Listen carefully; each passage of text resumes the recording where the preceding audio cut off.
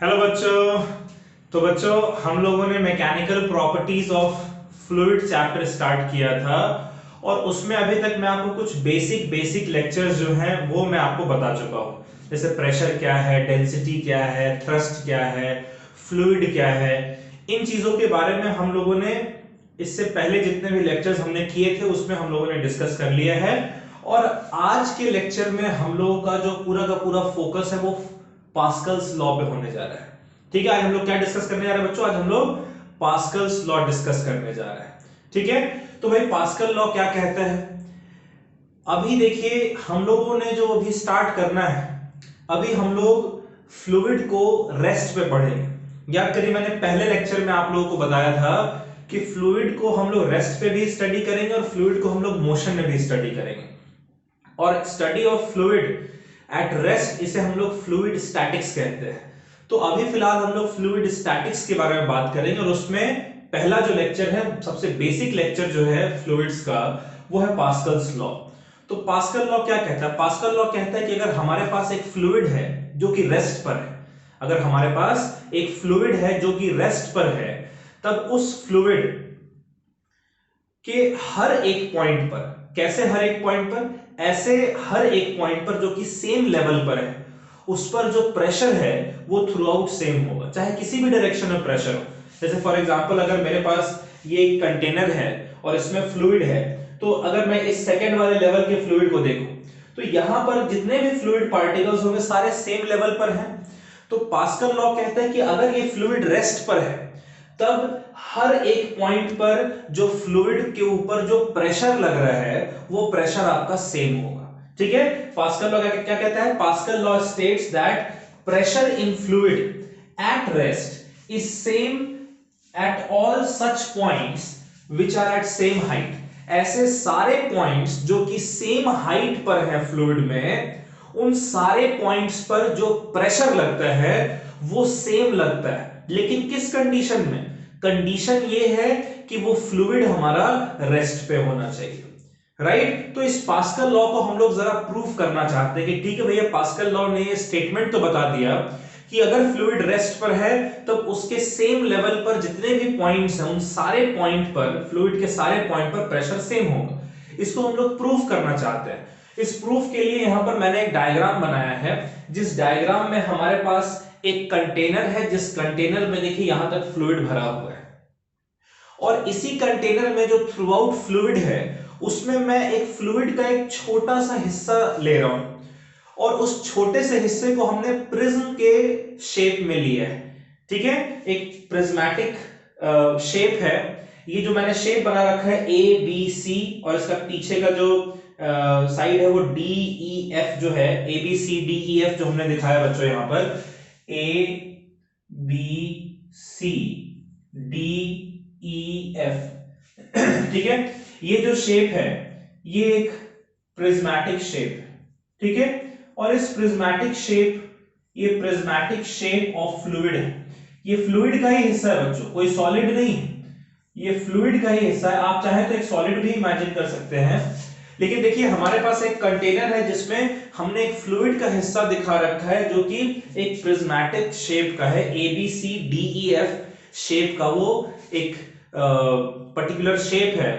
और देखिए हम लोग क्या शो करना चाहते हैं, देखिए जब ये जो प्रिज्मेटिक शेप है ये चारों तरफ से फ्लूइड से घिरा हुआ है, और आप लोगों ने ये पहले भी पढ़ रखा है कि अगर फ्लूइड किसी चीज को चारों तरफ से अगर घेरता है तो फ्लूइड उस चीज के ऊपर एक फोर्स एक्सर्ट करता है, ये हम लोगों ने पढ़ा है। तो भाई ये जो हमारा प्रिज्मेटिक शेप है A B C D E F, इस पर इस डायरेक्शन में भी एक फोर्स लगेगा फ्लूइड के द्वारा, इस डायरेक्शन में भी एक फोर्स लगेगा फ्लूइड के द्वारा, और इसके इस शेप में इस डायरेक्शन में भी एक फोर्स लगेगा फ्लूइड के द्वारा।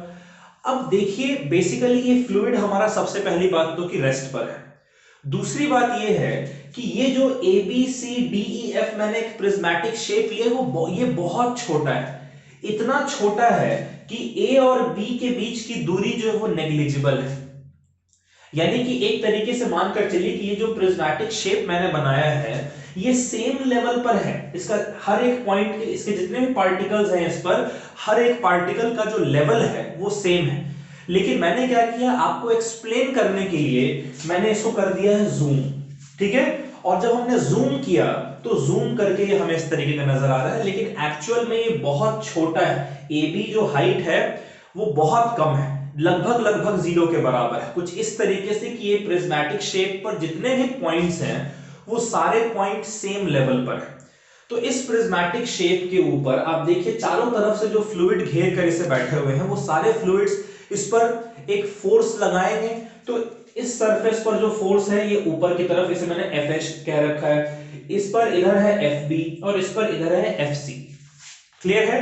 अब ये जो फोर्स लग रहा होगा, फोर्स अपॉन एरिया प्रेशर होता है, राइट। तो भाई फोर्स, ये FA फोर्स कितने एरिया के ऊपर एक्ट कर रहा है ये भी तो जानना इंपॉर्टेंट है। तो मान लीजिए कि जिस एरिया के ऊपर एक्ट कर रहा है उस एरिया को मैं कह दे रहा हूं AA। ये FB फोर्स जिस एरिया के ऊपर एक्ट कर रहा है उसे मैं कह दे रहा हूं AB। और ये FC फोर्स जिस एरिया के ऊपर एक्ट कर रहा है इसे मैं कह दे रहा हूं AC। क्लियर है बच्चों। तो इस फोर्स को जरा मैं अलग से यहां पर आपको शो कर रहा हूं, ठीक है। एक फोर्स आपका जैसे ये प्रिज्मेटिक शेप का है,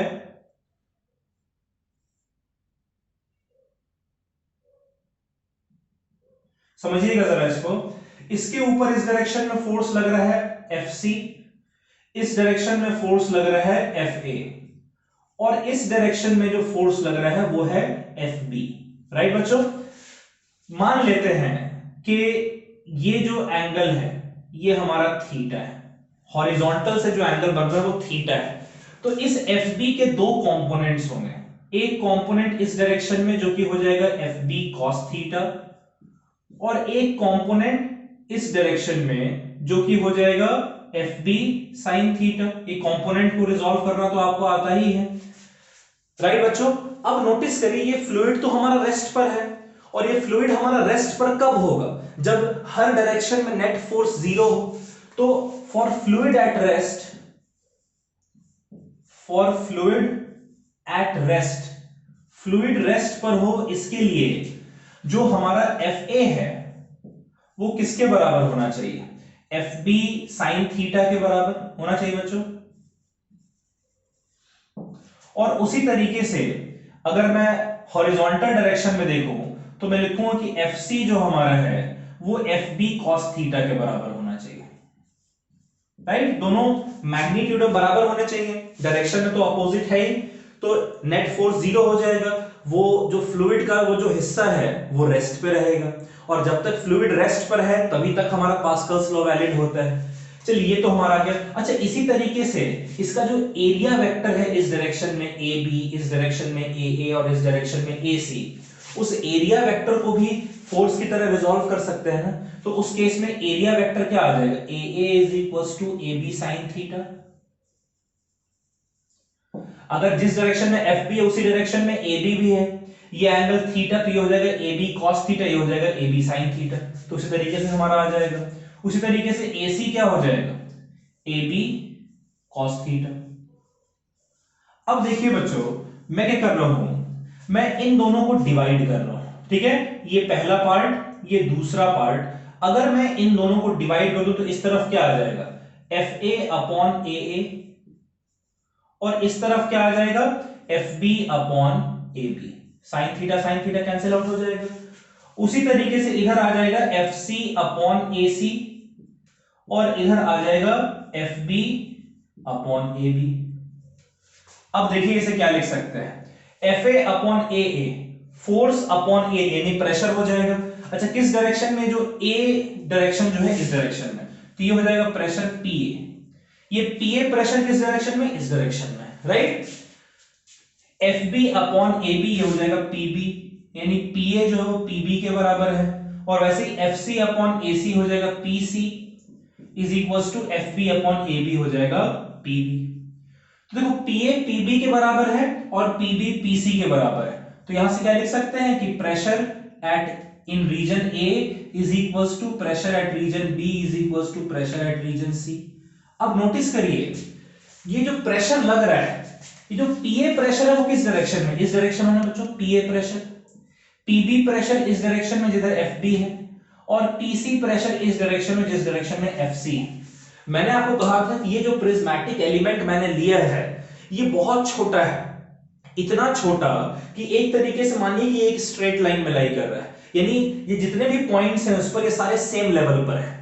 तो सेम लेवल पर होने के बावजूद देखिए जो सेम लेवल पर जो फ्लूइड है उस पर इस डायरेक्शन में प्रेशर हो, इस डायरेक्शन में प्रेशर हो या इस डायरेक्शन में प्रेशर हो, प्रेशर जो है हमारा सेम आ रहा है, राइट? यही तो हमारा पास्कल लॉ कह रहा है कि सेम लेवल पे फ्लूइड एट रेस्ट पर जो प्रेशर है वो सेम है at all such point which are at the same height. Same height पर चाहे किसी भी डायरेक्शन में प्रेशर हो, वो प्रेशर जो है सेम होता है, पहली बात।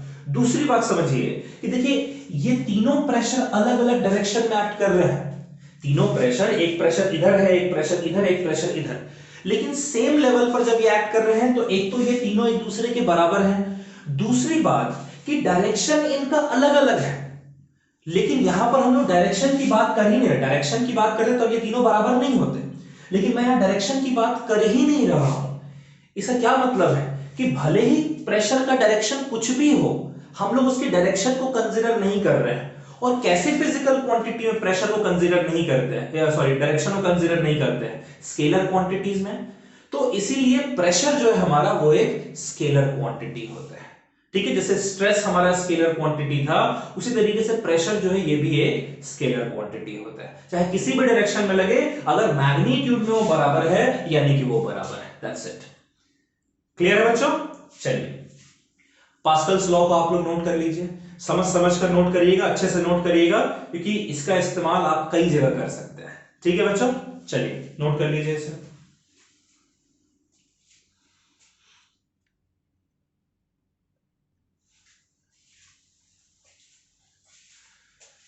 चलिए बच्चों, तो ये आज का लेक्चर जो है वो पास्कल्स लॉ पे हमारा था, इसको अच्छे से पढ़िएगा।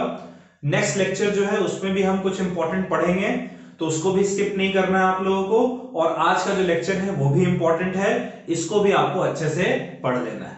ठीक है? चलिए bye bye, take care, stay safe और पढ़ाई जरूर करिएगा। चलिए बच्चों, बाय बाय।